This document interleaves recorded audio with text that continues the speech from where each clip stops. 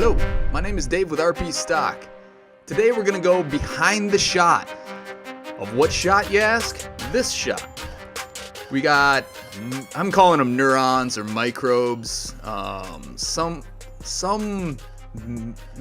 microscopic organism that's shooting out these pulses of electric light. We're gonna create this guy in C4D, and then we are going to jump into After Effects and finish it off with the glow. Here's another cool version of it. So we're gonna create one of these guys in Cinema 4D, and let's jump right in. First, we're gonna start with a sphere, and we're gonna lower that to about 50 segments is fine. 24. Let's change it to an icosahedron. Let's go into XParticles and create a system here. So XParticles is a third-party plugin for creating particles, and it's really a versatile plugin and definitely worth the money. So if you look that up on Google and check that out. Alright, we need to create these tentacles, and they need to shoot out from our sphere. So in order to do that, we need to create an emitter. Change the object from rectangle to object, and we're going to drop our sphere in there. And let's see what that does. Now we have stuff shooting out from the sphere. That's a lot of tentacles, so we're going to have to go into our emissions. And we don't want the rate to be all frames. We want it to be one frame, actually. So it's like a kind of a... There they go. Off into the distance, really slow. I don't want so many, so I'm going to lower the birth rate, change the variation, and increase the speed and variation, because we want these things to shoot out fairly quickly, because all we want to use XParticles for is to create the geometry of our unique microscopic organism here. How do we create those tentacles? We need to create some trails from the particles. So we create the trail in the generator and then add the emitter. Now we should see, boom. I actually really like this array here. It's shooting out from all the different spots. Let's go into change. I think time's fine. Let's freeze the trail. It'll freeze the trail at the end, which won't, I mean, there we go. Okay, now we're at the end of our timeline here, and I like the way that this looks. Now we need the geometry, and in order to get the geometry, you hit into generators, and we need to create a skinner, an XP skinner. Drag in your sphere,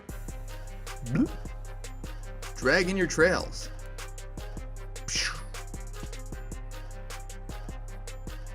Now look at that, you got geometry now.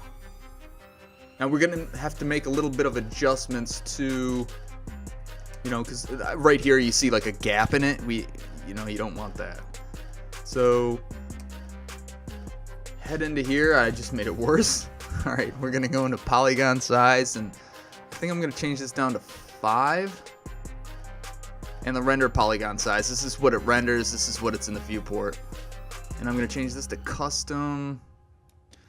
Okay, so I increased. What I did was when you make the polygon size smaller, it created a dense mesh, and I just froze my computer there.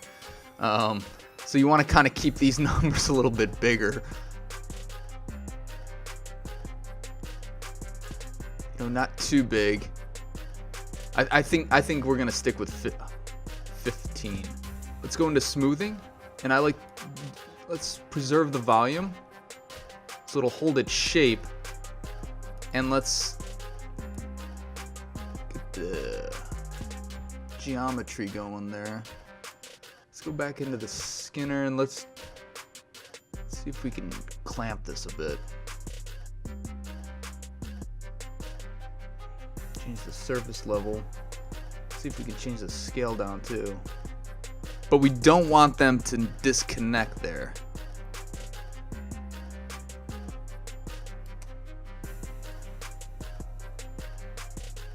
that one. A little janky. Very cool. It's starting to look better. Now we need to make these tentacles not shoot straight out. I mean, we want some waviness to it, so we need to add a modifier in there, a motion modifier, a turbulence modifier. Change the noise type from standard to turbulence. Increase the octaves and the scale, and the strength, I mean. And let's launch that again. There we go. See, it's kind of got a mind of its own there. Oh, that one's nice. That one curves all the way around. I really like that. Let's wait this till this goes out.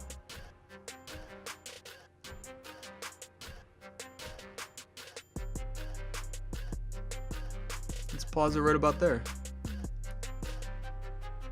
All right. Now I like the form of this, so we need to take our XParticle system and make this into some geometry. And in order to do that, we go into the XP scanner, right click, and click on current state to object. And that creates some geometry for us.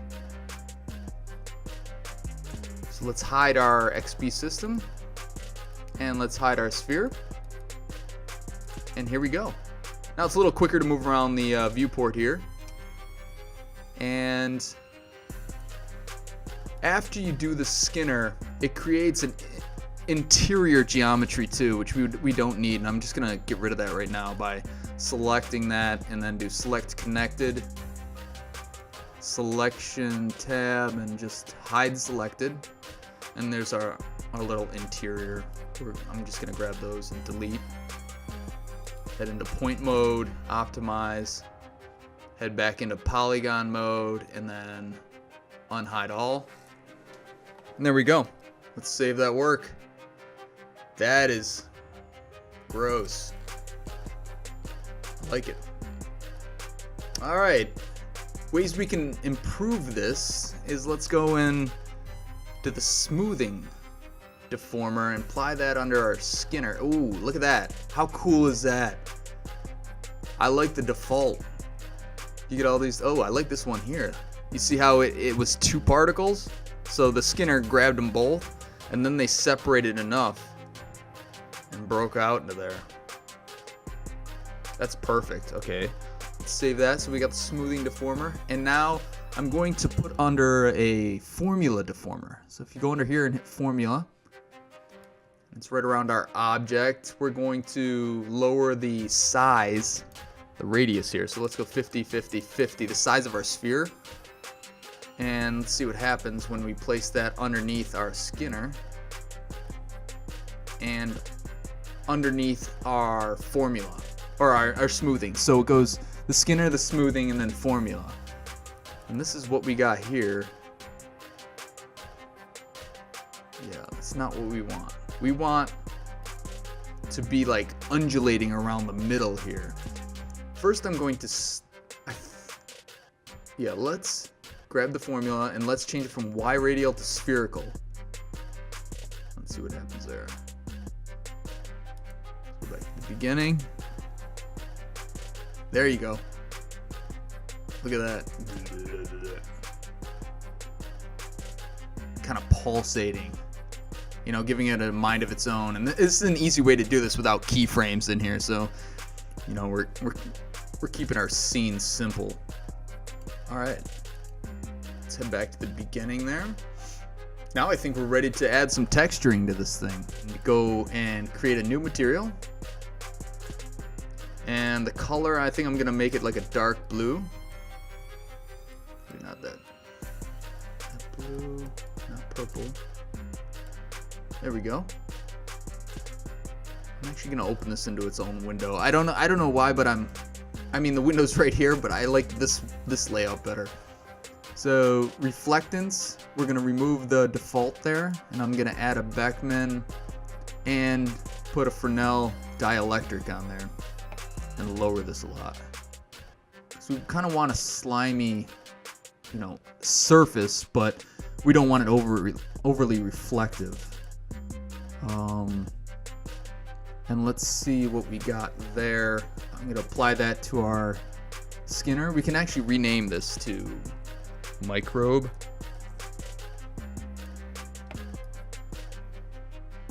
There we go. And now we need to add some lights to our scene. So what I'm going to do is use a plugin called Grayscale Gorilla's Light Kit. You know, it easily adds soft boxes and ring lights and overhead softboxes to your project. And I'm going to drop in an overhead softbox. And let's go to the 4 view here. And I'm going to shrink our microbe because I want it to be microbe. Small. Real small. There we go. Alright. Let's see what kind of effect we got on here with this. Let's give it a render. Let's see what we're looking at here.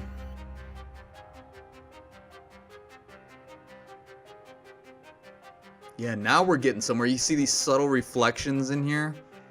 Kind of gives it that moist surface. Maybe we can even bump that up a little bit more. Let's head back into here. Up the reflection a little bit.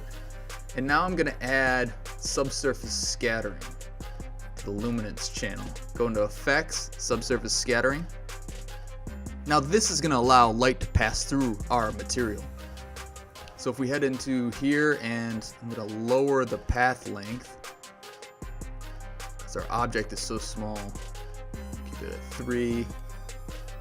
Turn off enabled on multiple, and I'm going to do single. I'm not sure if that helps with render times. I mean, I really don't know. It's just experimenting with stuff, and let's see what we got here. So now you can kind of look at the variation here. You can see how it's dark here. It's not, the light from above, the overhead softbox, isn't passing through all the way to the edge here. But it is going through on these smaller things because it's smaller. It's smaller width here. Yeah, that's pretty cool. Yeah, let's stick with that. All right, so with this, I'm going to create a little bump map or bump texture of noise to break up the surface a little bit. Alright, so we head into there. I'm going to change the noise from noise to one of these guys down here. It's like little cellular stuff. Yeah, look at that. Increase the scale a little bit, or decrease the scale. Decrease the delta. And let's see what we got.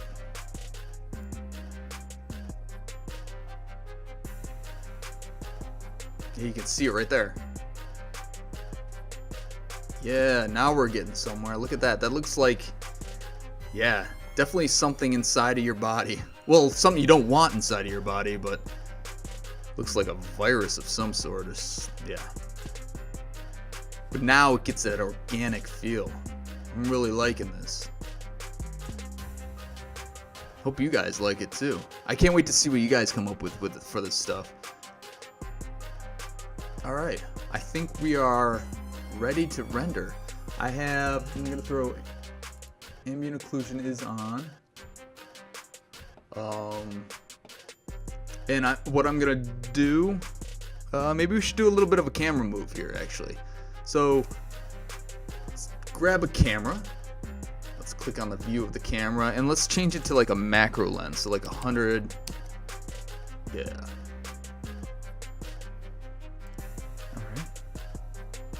And let's go down one of these tentacles towards our virus. Alright, here we go. Yeah, maybe we lead up to it. Gross.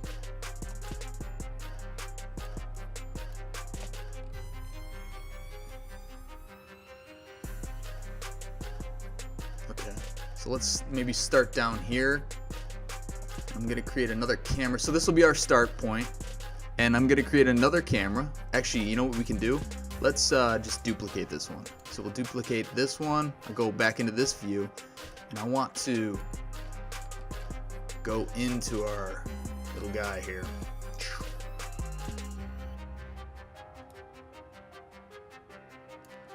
Gross. Yeah, this is cool. Right underneath it. See, okay.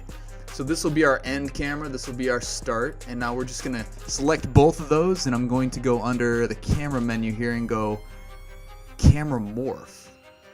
And now that's gonna take us from camera 1 to camera. But I wanna switch that, so we want camera 1 to be there, first camera there, and then, oh, we gotta select the camera, and here we go, and all you gotta do is, so we fly by that thing and end up right here. Cool. I'm gonna make that, maybe we'll just give 90 frames to have it at the end, and we're gonna start off slowly moving from 0. So let's see here.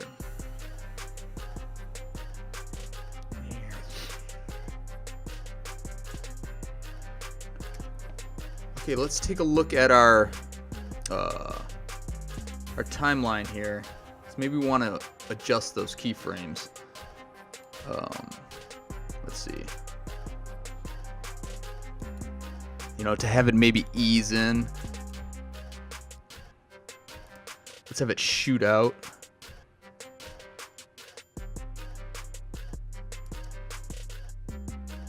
So I'm just holding down the command on a Mac, and it's restricted this to left and right here, so it's gonna fire out and then slow down. Let's see what that looks like.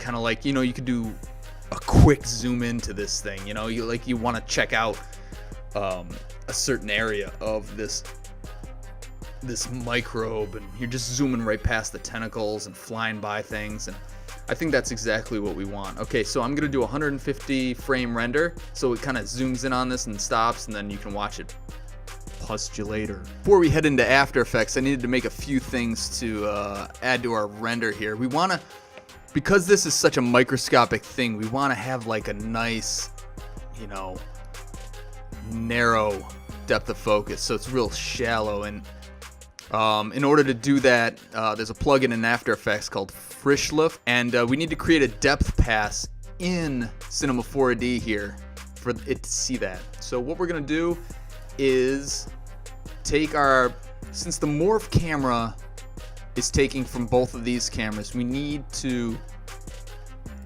click into 4 view here and go into details and click on depth of map front blur, and you can see right here, here's the start of the blur and here's the end. So we need to bring this a little closer to the camera, and the only way I can see if I'm doing this right is to do a test render of it. So, and then let's bring this back. This will be the back. Actually, we should have brought the back in first and then this second. And then, so hopefully you'll get a gradient here for what we're looking for. And I'm just gonna copy this into camera 1 here. So copy and then paste.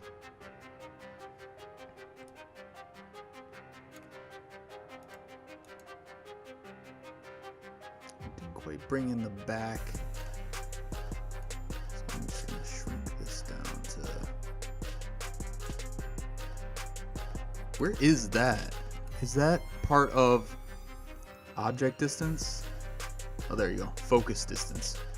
Okay, so let's go back into camera and grab the focus distance, copy this, because we want these two to be the same, so then the Morph camera can pick that up. So focus distance, paste that. Okay, perfect. So now both these cameras should match, and the Morph camera takes on both of those. Turn the front blur on. Okay. All right, so now in order to do a little test of this, I'm gonna do Current frame, object buffer, no, I need to select depth, pass here, and it doesn't need to save anywhere. I'm just going to put it to the picture viewer. Let's see what we got. Render to picture viewer.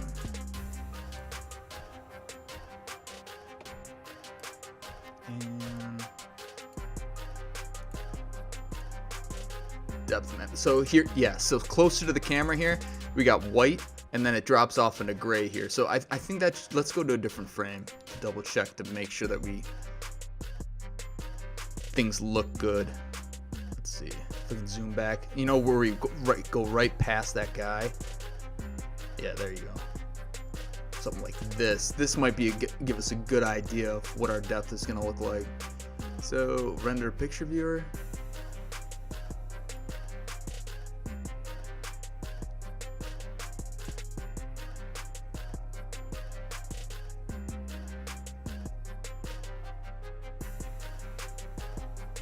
Okay, so there's a little variation here. I think we can even go a little deeper to create some contrast to this depth map. But see, this would be in focus, and this would not. It'd be somewhat in focus. So let's yes, I'm gonna stop it. Let's go back into the top view here. I want to see where this is here.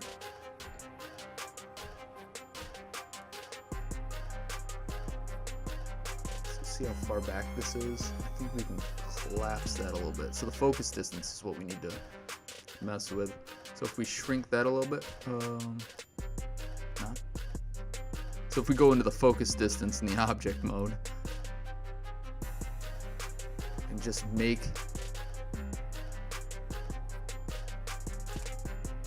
there details and bring this back up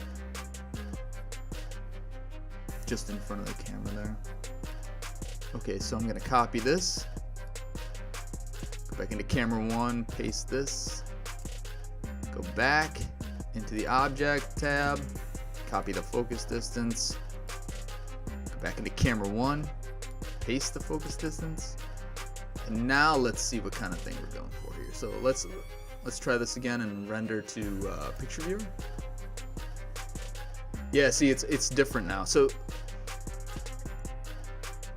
what we did was we just shrunk our distance here. So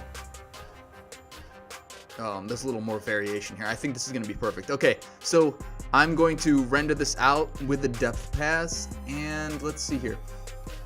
And I'm going to save it, and it's going to have an alpha channel, straight alpha it, and I'm only export EXRs.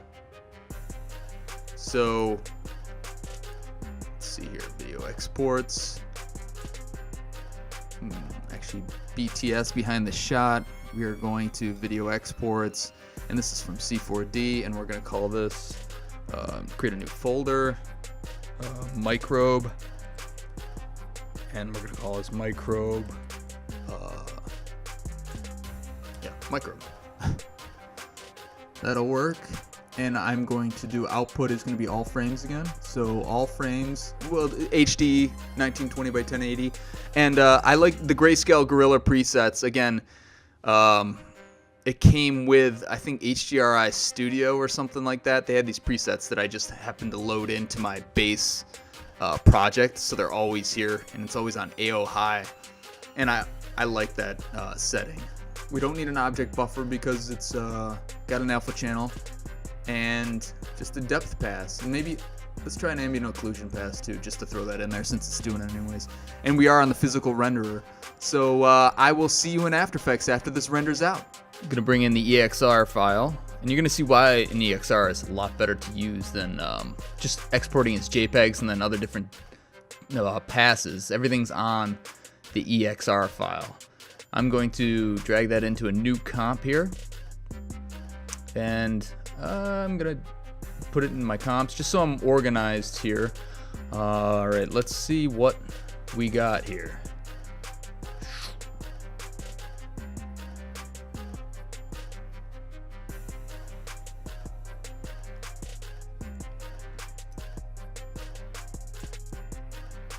Cool.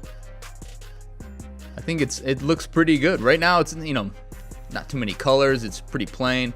But let's get into some compositing here in After Effects. So if we bring in another version of this and put it underneath, I'm gonna rename this one to Depth. And I'm gonna go to 3D channel here and do Extractor. And Extractor, you can see all the different channels inside the EXR file. So I'm going to select Depth right here. And if we solo that, we can see that here's our depth pass.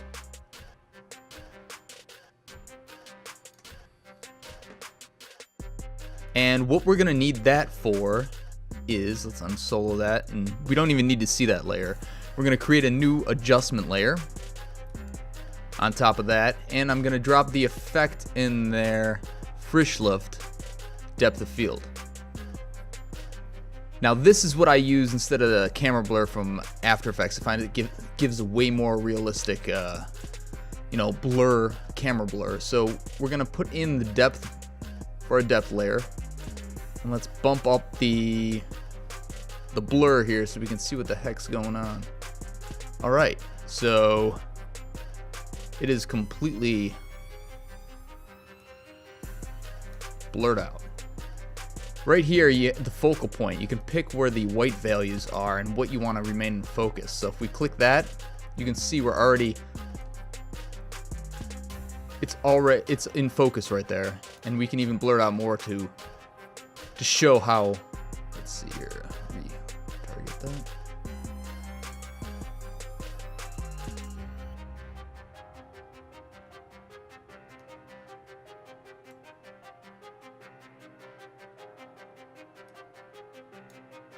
So if we look, let's actually check out to see what the depth pass is here. So extreme white, so it's actually focal point 255 is what we want, because we want white to be in focus there. Actually, we want the invert.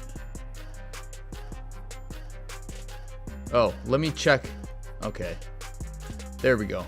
Alright, so underneath depth layer, I had depth, and the new After Effects, you have this effects and masks. What it wasn't seeing, because I didn't pre-comp the depth layer, so the extractor wasn't being seen by the Frischluft. So let's go back in here, and then now we'll select this and see what happens. There we go. Okay, that's way better. You see how this falls off? Really nice. Let's go back here. And we can animate this and put keyframes on the focal point. So, you know, maybe let's go back to the beginning here and select maybe this point right here. That's in focus. We'll put a keyframe in there. We'll move up the legs and change the white value. There you go. So that added a keyframe there. We'll go up the leg. And then we're gonna change focus to the actual blob in the middle. So we can even tighten that up a little bit. Bring this in because we want it to be almost there. By the time we get there, right when we pass through that leg there.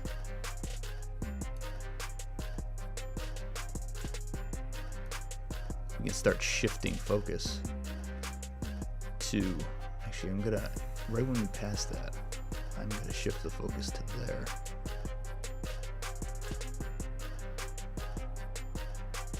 And then end up on our blobby.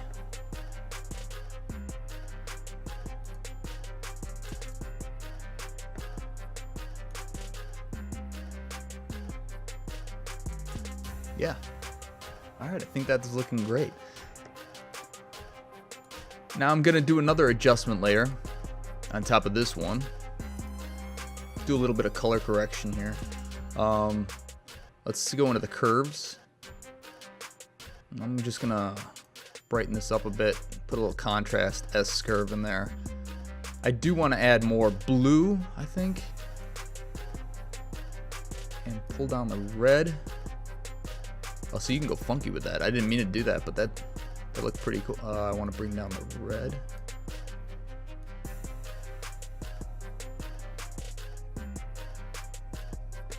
There you go.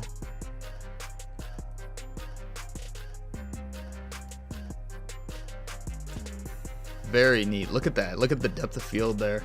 So, I mean, in order to render, let's label these things. We'll call this camera blur.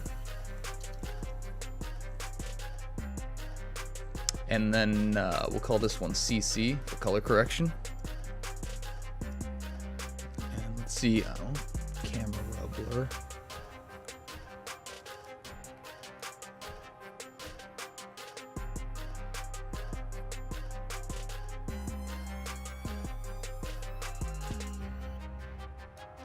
Alright, now we need to add some elements into our scene, and I'm just going to do like some blooms or like glows in the background. So in order to do this, we actually need the camera. So I'm going to import the project. Let's put it in the footage bin here. So import, and we'll go to project, C4D, find the Neuron project, open that up.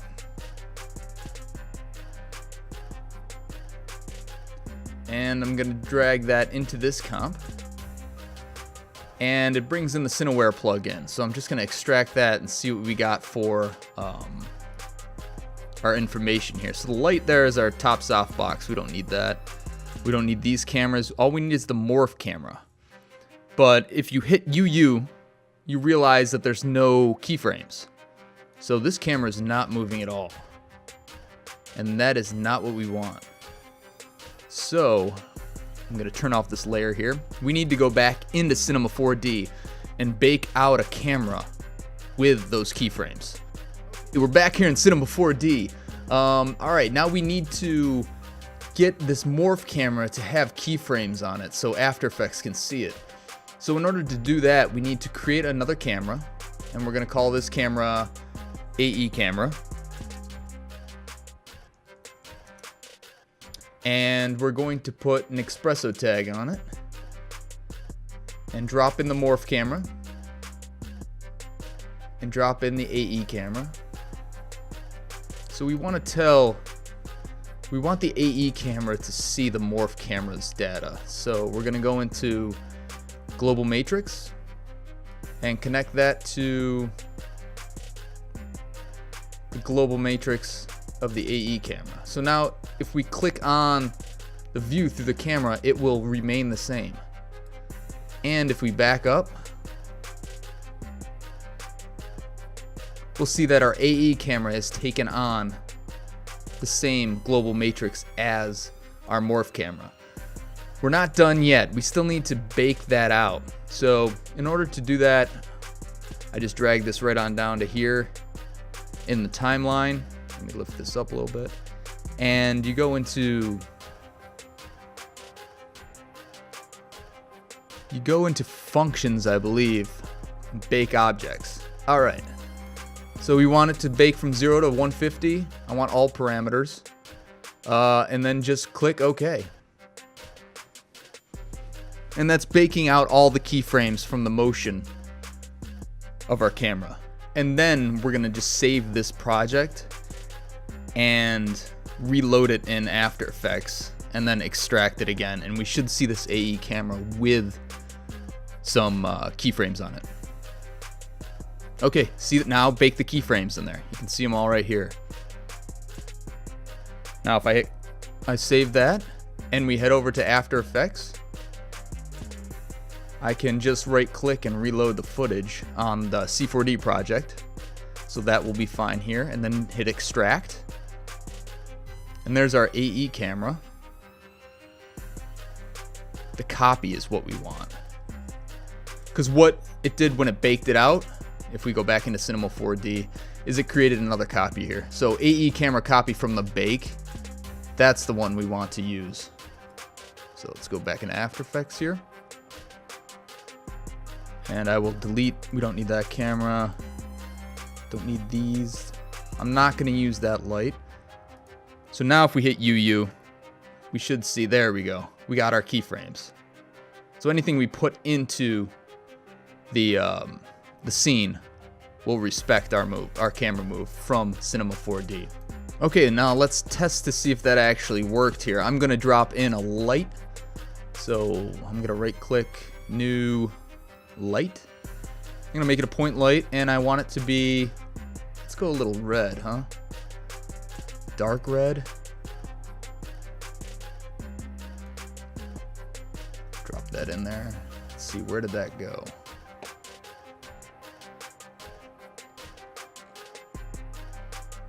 Let's go to top view. Oh, it's behind our camera. Okay. So let's grab it and reposition it right around here.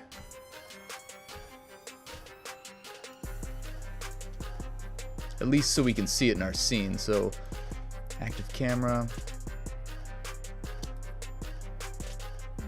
Oh, we got two cameras in here. Okay, I need to delete the morph camera. Okay. Alright, so that was my issue. I couldn't figure out what was going on there. So, okay, so I deleted all the other cameras in the scene. And now we've got this move. So if I grab the point light, let's make sure. There it is.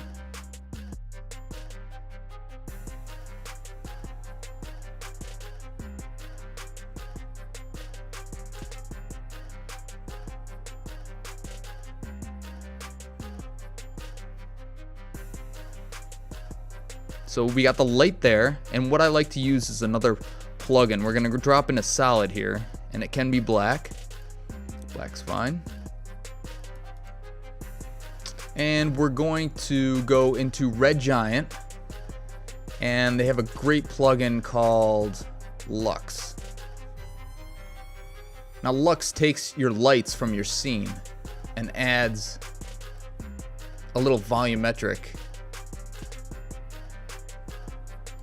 glow to it. That's a little bit too much there.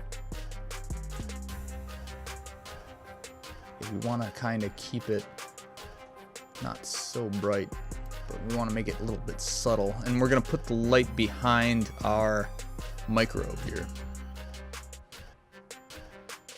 And that's... Actually, we're going to put... And now we're going to put the Lux layer behind our microbe. There we go. Just a little bit of fall off there. I think it's a little bit too much here. What you see as that comes up, reveals. We can even add another light. So, you know, let's duplicate this point light. Drag this one all the way over here. Maybe lower it down a little bit. So as it comes up. Now I think with that red in there, we're definitely going to have to add some red to the color correction here, instead of taking it away. There we go. Actually, let's just add it to the microbe. I'm going to put another curves layer on microbes here. And let's go into the red channel. Just going to boost that up a little bit.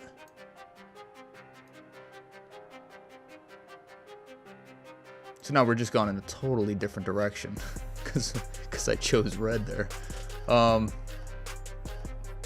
don't mind it. It's something different here.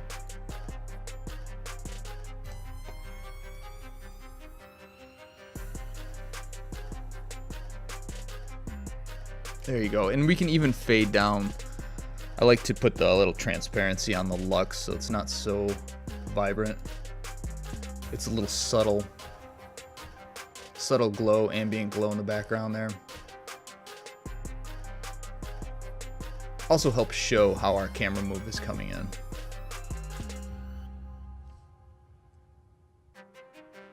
Okay, I think that's looking nice. Now we have to add the pulsing light through our bacteria here. And how do we do that? Well, we have to create a pass that has white and black values. Now I'm going to do that in Cinema 4D. We got to go back into Cinema 4D.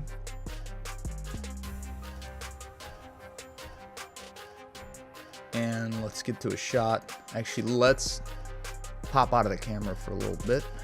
There we go. And I'm going to create a new layer.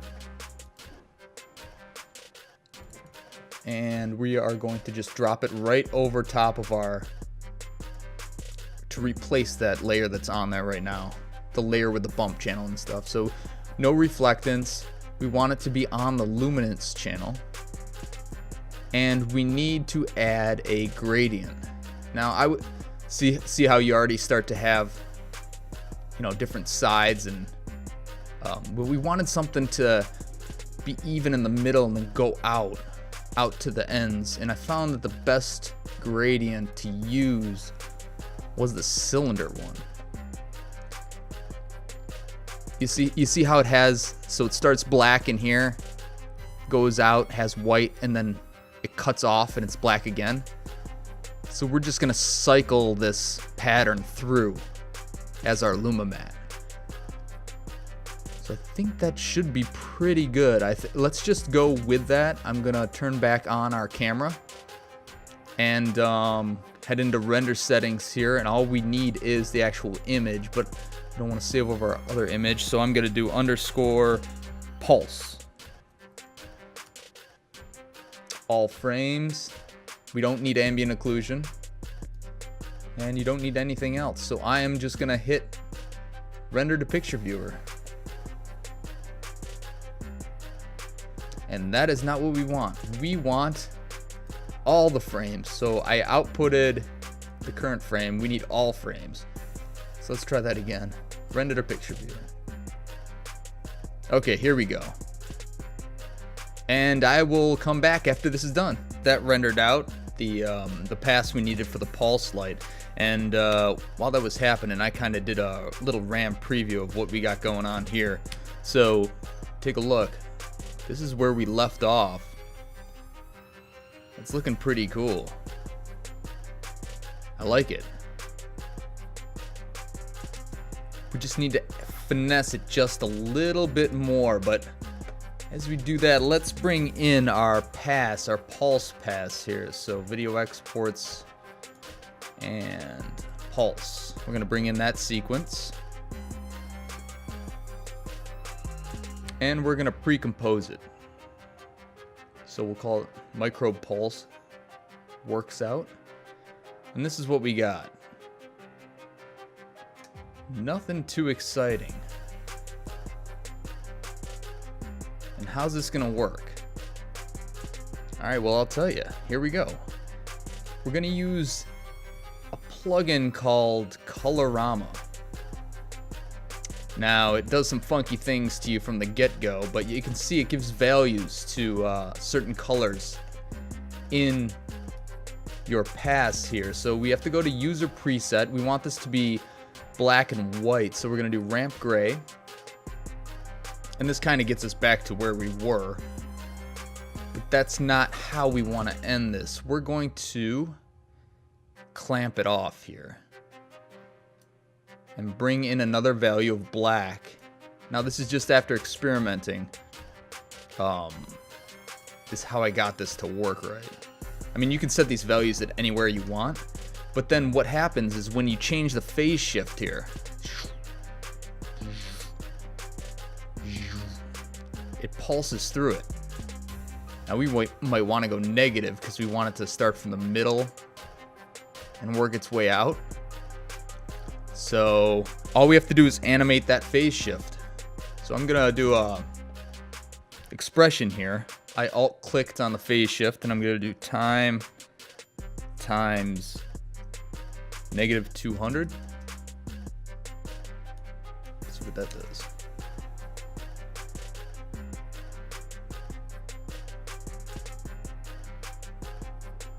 It's a little slow for what I want.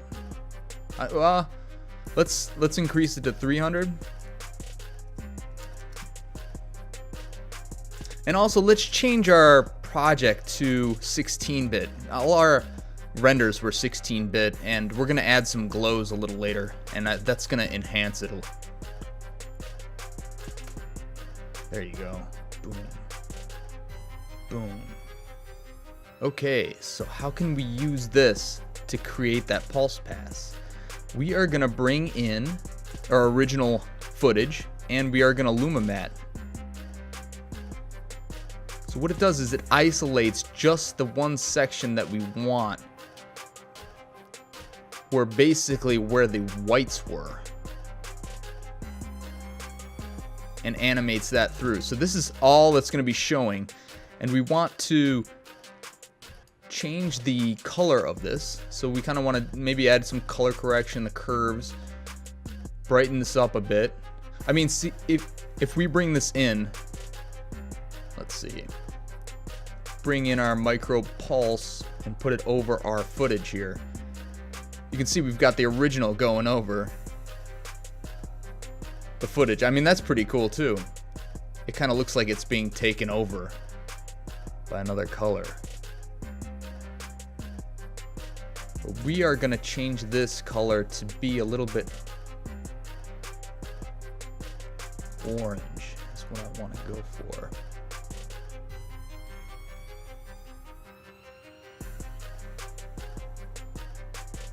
Let's turn on the background here so I can see a little bit more of what I'm doing. There we go. Let's go with that. Now I'm gonna add a stylized glow to this. There we go. We want, now this is just gonna take some messing around here. Even watching this in like slow motion is pretty cool. I mean, you can see there are some, you know, glitches and errors with the map that we created. I mean, you could refine that pulse map to get it a little bit better. I mean, we could probably add a blur to it so it's not so cut off. But I kind of like how that shoots through it. Let's see what it looks like in real time.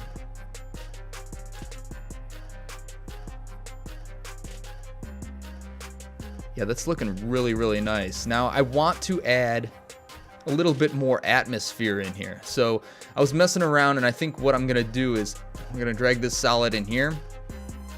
I'm gonna create some particles here using Red Giant Trap Code Form. I was using particular, but I just want the particles to stay, and I was finding that this was a little bit easier to get them to already be out and emitted. So I'm gonna do a box grid, X, Y, Z. I'm gonna do individual just in case I want to change that. I'm gonna put a little bit more on Z. I'm gonna lower what's in X and Y here. I think let's go 30 and 30 and 10 in Z. And now we need to make this point right here is 0, 0, 0, 0, 0, 0, 3 zeros. X, Y, and Z hits 0 is where we created this guy. So I'm just gonna zero this out. There we go. We can see what's going on here. Let's change our particles. I like the streaklet, but we're gonna change it to 0.5. And I'm gonna do a little random on the size. And we can do opacity random too.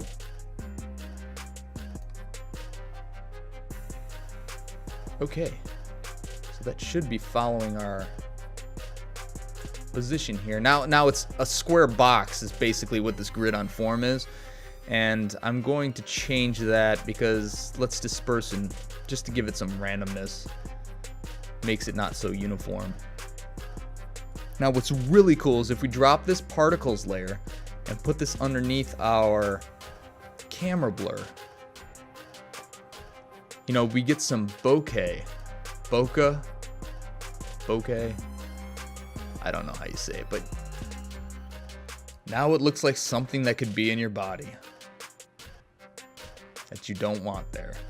All right, so let's go back into that pulse and see if we can't blur this out a little bit. Let's see, we'll go back to underneath the colorama blur and sharpen. We are gonna do fast box blur. And you can also create, since this is, let me just solo this layer here. You can also do what is in the channel. They have minimax, and you can change the minimum, the width of. So if you just wanted it to go down like the middle and not cover the whole thing, you can do it that way. I mean, let's bounce back in. You can see how it's kind of staying within.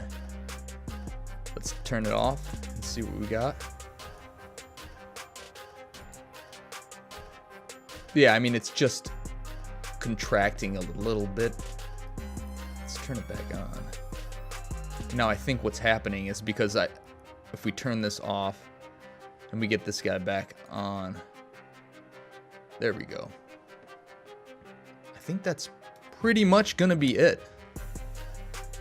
Let's take one final pass through it. Let this go through. Okay, now to sum this all up, we did start in Cinema 4D.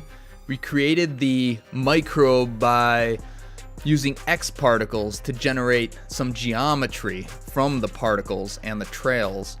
Then we brought it into After Effects, did a little compositing after we rendered out a camera move.